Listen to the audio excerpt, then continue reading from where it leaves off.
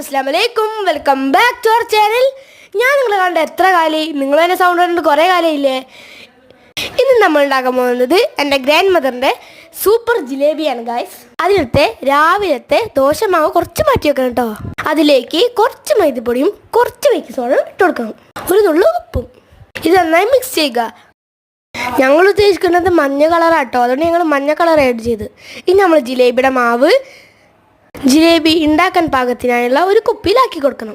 ഇനി നമുക്ക് നമ്മുടെ മെയിൻ സാധനമായ ഷുഗർ സിറപ്പ് ഉണ്ടാക്കാം. അതിനായി കുറച്ച് വെള്ളത്തിലേക്ക് പഞ്ചസാര ഇട്ട് ഏലക്ക ഇട്ട് നന്നായി തിളപ്പിച്ച് മിക്സ് ചെയ്ത് വെക്കണം.